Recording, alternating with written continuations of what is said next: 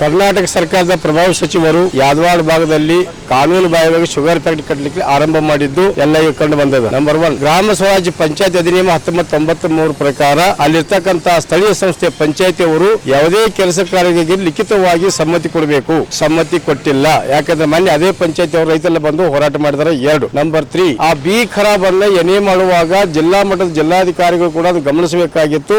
ಬಹುಶಃ ಅವರು ಗಮನಿಸೋದು ಕಾಣ್ತಲ್ಲ. ಯಾಕಂದ್ರೆ ಈಗ ಕಟ್ಟಡ ಆರಂಭ ಆಗಿದೆ. ನಂಬರ್ 4, ಆ ಗ್ರಾಮೀಣ ಭಾಗದಕ್ಕಂತ ಪಾರಂಪರಿಕ ಬೆಳೆಯನ್ನು ನಾಶ ಮಾಡೋದು, ಅಲ್ಲಿ ಆರೋಗ್ಯವನ್ನ ಹಾಳು ಮಾಡೋದು, ಪಂಚಾಯತಿ ವಿರುದ್ಧ ಕ್ರಮ ತಗೊಳ್ಳೋದು, ಇದು ಸಂಪೂರ್ಣ ಕಾನೂನು ಬಾಹಿರ. ಕರ್ನಾಟಕದ ಪ್ರಭಾವಿ ಸಚಿವರು DCM ನಿಮ್ಮ ಆತ್ಮೀಯ ಸಚಿವರಂತ ಹೆಬ್ಬಾಳ್ಕರ್ ಅವರಿಗೆ ನೀವು ಸ್ಪಷ್ಟವಾಗಿ ಹೇಳಬೇಕು. ಸನ್ಮಾನ್ಯ ಮುಖ್ಯಮಂತ್ರಿಗಳೇ, ನಾವು ಸಂವಿಧಾನ ರಕ್ಷಣೆ ಮಾಡ್ತೇವೆ, ಪ್ರಜಾಪ್ರತಿ ಪಾಲನೆ ಮಾಡ್ತೇವೆ, ನಾವು ಇದ್ರೆ ನೀವು ಅಂತ ಹೇಳ್ತಕ್ಕಂಥ ಭಾಷಣ ಮಾಡ್ತಕ್ಕಂಥ ನೀವು ಧಾರವಾಡ ತಾಲೂಕಿನ ಯಾದವಾಡ ಗ್ರಾಮದ ಪಂಚಾಯತಿ ವಿರುದ್ಧವಾಗಿ ಕ್ರಮ ತೆಗೆದುಕೊಂಡು ಅಲ್ಲಿ ರೈತರನ್ನ ಹಾಳು ಮಾಡಿ ಅವರ ಆರೋಗ್ಯನ ಹಾಳು ಮಾಡಿ ಶುಗರ್ ಫ್ಯಾಕ್ಟ್ರಿ ಕಟ್ಟೋದು ಯಾವ ನ್ಯಾಯದಾಗ ಅವಕಾಶ ಇದೆ ಮುಖ್ಯಮಂತ್ರಿಗಳೇ?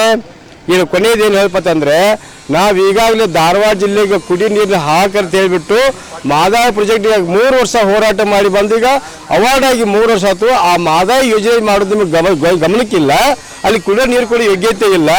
ಅಂಥದ್ರಲ್ಲಿ ಖರಾಬ್ ಜಮೀನನ್ನು ನೀವು ಕನ್ವರ್ಟ್ ಮಾಡಿ ಆ ಗ್ರಾಮೀಣ ಜನರ ಒಕ್ಕಲ ವಿಷಯ ಫ್ಯಾಕ್ಟ್ರಿ ಕಟ್ಟೋದು ಯಾರ ಪುರುಷಾರ್ಥಗೋಸ್ಕರ, ಯಾರ ಉದ್ಧಾರಗೋಸ್ಕರ?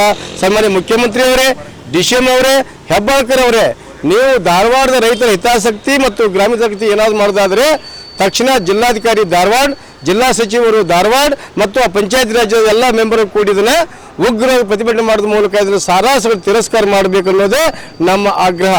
ವಿದ್ಯಾಧಾಮ ಕರಿಯರ್ ಅಕಾಡೆಮಿ ಸಂಸ್ಥೆಯ ವಿಶೇಷತೆಗಳು: ಗಣಿತ, ವಿಜ್ಞಾನ, ಇಂಗ್ಲಿಷ್ ಮತ್ತು ಇಂಗ್ಲಿಷ್ ಗ್ರಾಮರ್ ಈ ವಿಷಯಗಳನ್ನ ಅನುಭವಿ ಮತ್ತು ನುರಿತ ಶಿಕ್ಷಕರಿಂದ ಪರಿಣಾಮಕಾರಿ ಬೋಧನೆಯನ್ನ ಮಾಡಿಸಲಾಗುತ್ತದೆ. ಈ ಸಂಸ್ಥೆಯಲ್ಲಿ 8th, 9th, 10th ಕನ್ನಡ ಮತ್ತು ಇಂಗ್ಲಿಷ್ ಮೀಡಿಯಂ CBSE ತರಬೇತಿಗಳಿಗೆ ಬೋಧನೆಯನ್ನ ಪ್ರತ್ಯೇಕವಾಗಿ ಮಾಡಲಾಗುತ್ತದೆ. 4ನೇ, 5ನೇ ತರಗತಿಯ ವಿದ್ಯಾರ್ಥಿಗಳಿಗೆ ನವೋದಯ ಹಾಗೂ ಮುರಾರ್ಜಿ ಸೈನಿಕ ಶಾಲೆಯಲ್ಲಿ ತರಬೇತಿ ನೀಡಲಾಗುವುದು. ಪ್ರತಿ ಅಧ್ಯಾಯದ ಮೇಲೆ ಮಾದರಿ ಪರೀಕ್ಷೆಗಳನ್ನ ತೆಗೆದುಕೊಳ್ಳಲಾಗುತ್ತದೆ. ಸಂಸ್ಥೆಯ ಸೌಲಭ್ಯಗಳಾದ ಯೂನಿಫಾರ್ಮ್, ಪ್ರಿಂಟೆಡ್ ನೋಟ್ಸ್, ಬ್ಯಾಗ್ ಕೊಡಲಾಗುವುದು. ತರಬೇತಿ ಪಡೆದು ಹೋದ ವಿದ್ಯಾರ್ಥಿಗಳಿಗೆ ರಾಜ್ಯಕ್ಕೆ ಪ್ರಥಮ ಬಂದವರಿಗೆ 50,000 ಸ್ಕಾಲರ್ಶಿಪ್ ಅನ್ನ ಕೊಡಲಾಗುತ್ತದೆ. ಅಷ್ಟೇ ಅಲ್ಲದೆ ತರಬೇತಿ ಜೊತೆಗೆ ವಿಜ್ಞಾನ ಪ್ರಯೋಗಾಲಯದಲ್ಲಿ ಮಕ್ಕಳಿಂದ ತಯಾರು ಮಾಡಿಸಿ ಎಕ್ಸಿಬಿಷನ್ ಮಾಡಲಾಗುತ್ತದೆ. ಉತ್ತಮ ವಸತಿ ಸೌಲಭ್ಯಗಳು, ರುಚಿ ಶುಚಿಯಾದ ಊಟದ ವ್ಯವಸ್ಥೆ ಇರುತ್ತದೆ. ಪ್ರತಿ ಮುಂಜಾನೆ 5:30ಕ್ಕೆ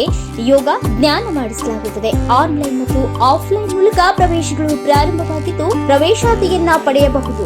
ಆನ್ಲೈನ್ ಮುಖಾಂತರ ಪಡೆದವರಿಗೆ ರಿಯಾಯಿತಿ ಇರುತ್ತದೆ. ವಿಳಾಸ: ಶಾರದಾ ಸ್ಕೂಲ್ ರಸ್ತೆ, ಭಾರತ್ ಗ್ಯಾಸ್ ಏಜೆನ್ಸಿ ಎದುರು, ಜಯನಗರ, ಧಾರವಾಡ.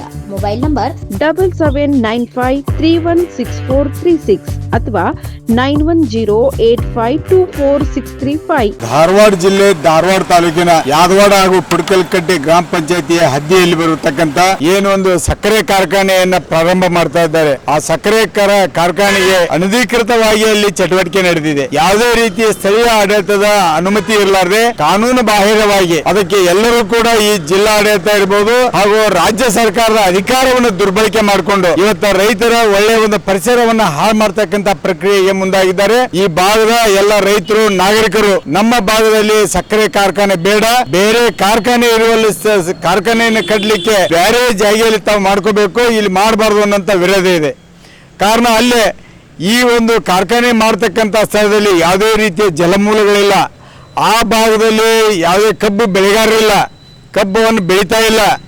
ಅಲ್ಲಿರ್ತಕ್ಕಂಥ ಹಳ್ಳವನ್ನು ಸಂಪೂರ್ಣವಾಗಿ ಇರ್ತಕ್ಕಂಥ ಬಿ ಖರಾಬ್ ಲ್ಯಾಂಡನ್ನು ಬದಲಾವಣೆಗೊಳಿಸಿ ಕಾನೂನು ಬಾಹಿರವಾಗಿ ಅದನ್ನು ಪರಿವರ್ತನೆಗೊಳಿಸಿ ಕಾಮಗಾರಿಯನ್ನು ಪ್ರಾರಂಭ ಮಾಡಿದರೂ ಕೂಡ ಸ್ಥಳೀಯ ಆಡಳಿತಗಳು ಕಣ್ಣು ಮುಚ್ಚಿ ಕುಳಿತಿರುವಂಥದ್ದು ಬಹಳ ಖಂಡನೀಯ. ಕೂಡಲೇ ತುರ್ತಾಗಿ ಜಿಲ್ಲಾ ಆಡಳಿತ ಈ ಒಂದು ಪ್ರಕ್ರಿಯೆಯನ್ನು ಪರಿಶೀಲನೆ ಮಾಡಿ ಕೂಡಲೇ ಅದನ್ನು ರದ್ದುಪಡಿಸಬೇಕು. ಇಲ್ಲದೆ ಹೋದರೆ ಕೆಲವೇ ದಿನದಲ್ಲಿ ದೊಡ್ಡ ಪ್ರಮಾಣದ ಹೋರಾಟವನ್ನು ಮಾಡಿ ಆ ಸಕ್ಕರೆ ಕಾರ್ಖಾನೆಯನ್ನು ಧಾರವಾಡ ಜಿಲ್ಲೆಯಿಂದನೇ ಎತ್ತಂಗಡಿ ಮಾಡುವಂಥ ಸಂದರ್ಭಕ್ಕೆ ತಾವು ಹಾನಿ ಆಗ್ತೀರಿ.